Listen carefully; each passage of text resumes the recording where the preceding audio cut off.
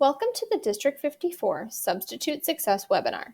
Today we will review all of the necessary components to help you have a successful day in the classroom. In District 54, we value our partnership with our substitute or guest teachers. Guest teachers support continued academic learning and a positive classroom environment when a staff member is ill or participating in a meeting or professional development. As we are going through the webinar today, please feel free to pause at any time if you need additional time to review a slide. In District 54, everything we do is aligned with these three board goals, and as a guest teacher, your role is essential in supporting them.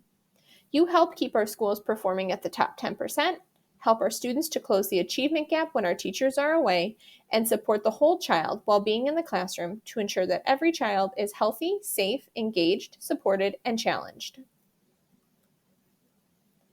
The Equity and Inclusion Vision Statement in District 54 states, in District 54, we will promote a culture of unconditional belonging in which all students, staff, and community members will be treated with dignity.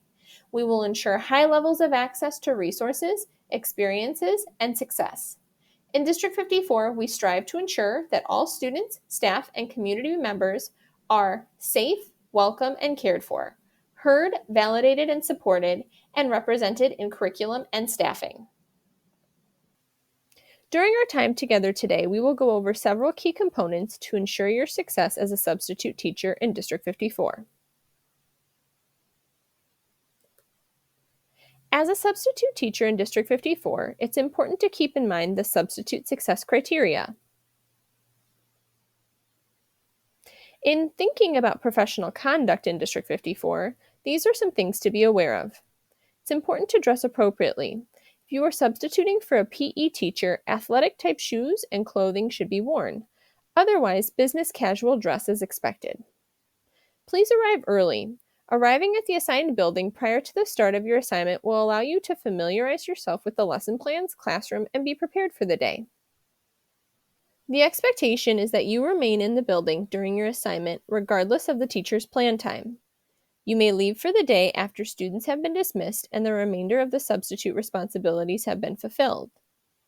Also, it's important to remember to ask questions if you are unsure about something. Being a substitute in District 54 comes with many important responsibilities. Please be sure to check in when you arrive at the assignment. Enter through the main entrance and check in with the main office. The secretaries at the school can point you in the direction of your substitute location. Additionally, you are expected to perform the duties assigned to the staff member you are substituting for.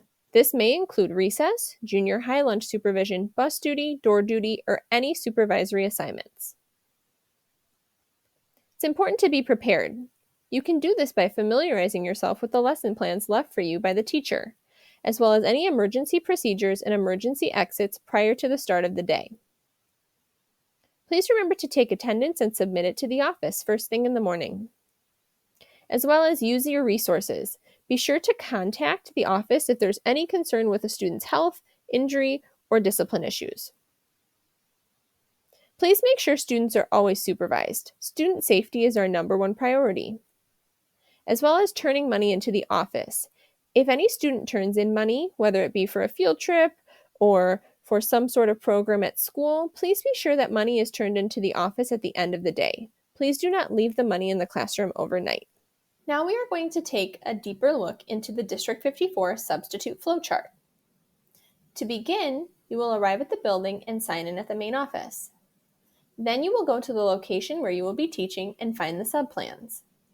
If by chance they are not printed out, they may be in your Google Drive under Shared with Me, or they could be with a teammate.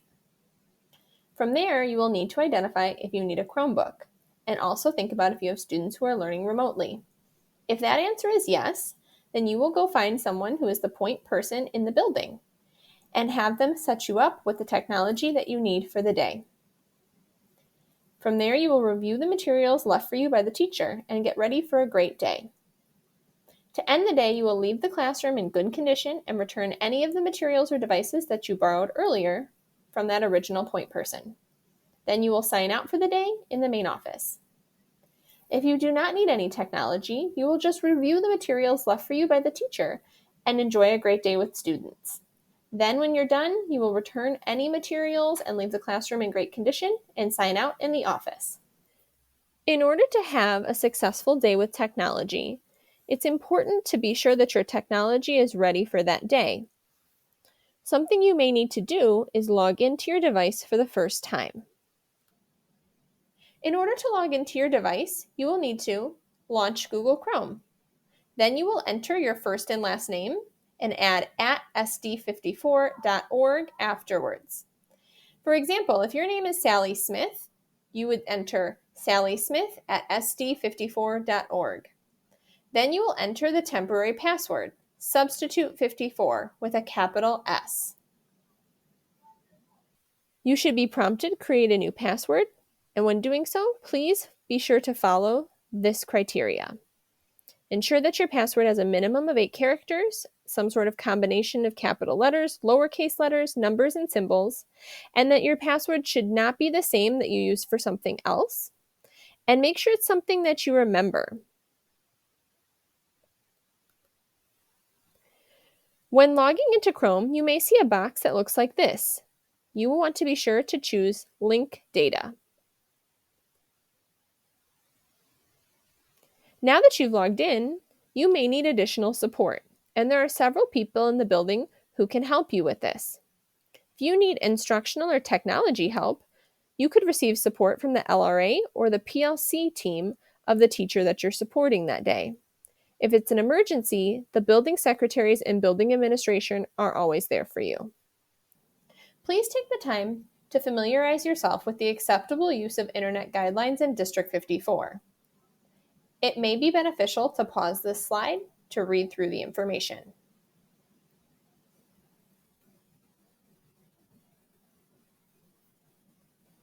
This next section will share information about the devices that students use in School District 54.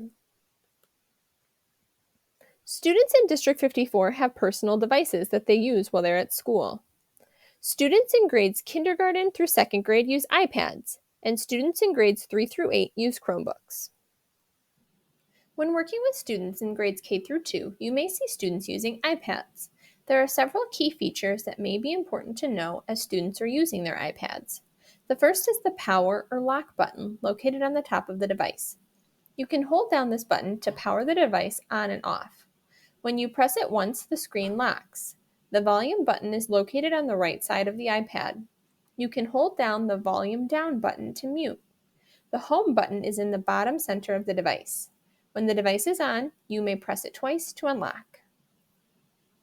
In addition, there are several other key features that are important to note on the iPad, such as the speakers, the front and rear camera, microphone, and headphone jack. Students in grades 3 through 8 use Chromebooks. There are several features that are important to keep in mind when using a Chromebook. For example, there is no caps lock button, and there is also a refresh button on the keyboard. The power button is located on the side of the computer. Also, the trackpad on the Chromebook is different than a typical laptop computer trackpad. For example, you will use one finger to click, 2 fingers to right-click, and 2 fingers across the trackpad to scroll. Also, it is important to note that Chromebooks are touchscreen. Google Drive is a storage solution that allows you to save files online and access them anywhere from a smartphone, tablet, or computer. As a sub, once you have logged into your device with your Chromebook login, you will automatically be signed into your Google account. When you launch Google, you can click on the 3x3 dots in the top right corner and click on Drive. Within your Google Drive, you can do several different tasks. You can create new documents. You also have access to Google documents that have been shared with you. In some situations, teachers may share their plans electronically rather than leaving them printed out. You can access those plans by clicking Shared with Me, and the document will appear. You can also use the Search in Drive function to look for something using keywords. Google Classroom is used in grades 3 through 8. This next section will walk you through Google Classroom basics so you are able to support students using this platform. Google Classroom follows this digital workflow. First, the teacher creates an assignment. They then distribute the assignment to students within the classroom. The student receives the assignment and is then able to complete their work. Once they are done, they send the assignment back to the teacher. Once the teacher receives the assignment, they are able to complete the assessment and then return back to the student with feedback. This is the general Google Classroom overview when students and teachers open up a Google Classroom. You can see where upcoming assignments, announcements, students and teachers in the class, and where individual assignments can be located. The Google Classroom dashboard displays all of the classes the teacher and/or student have been added to. If a teacher adds you to their Google Classroom, you will see an option to accept or decline this invite. Click Accept. This will officially provide access to the same Google Classroom the students are a part of.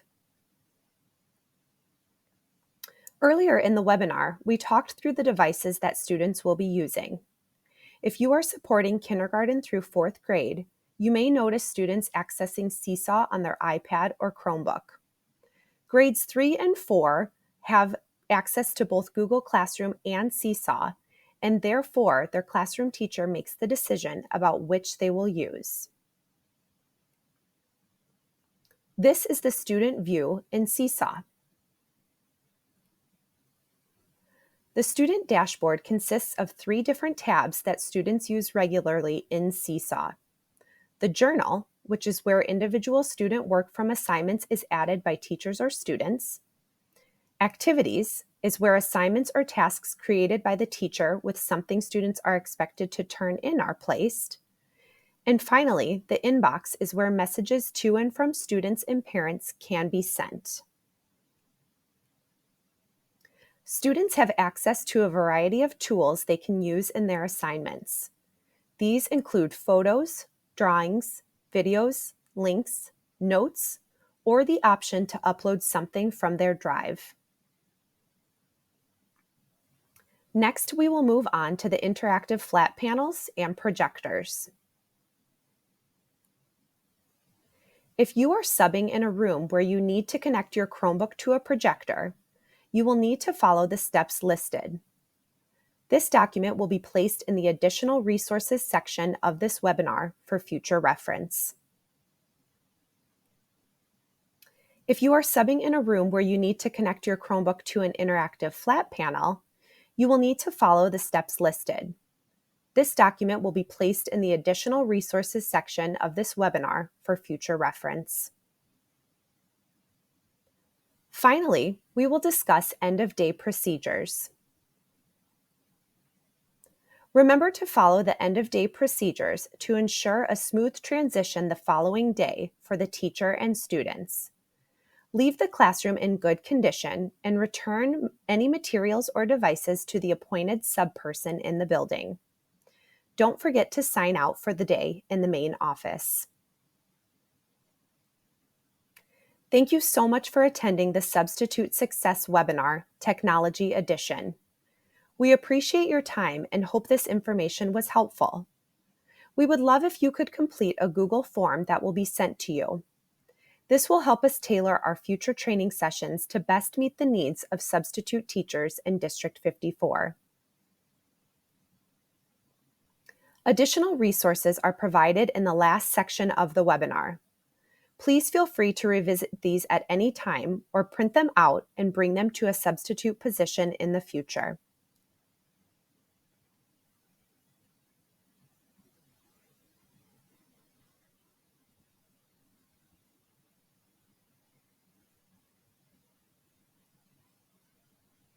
Thank you so much for taking the time to review the substitute training webinar.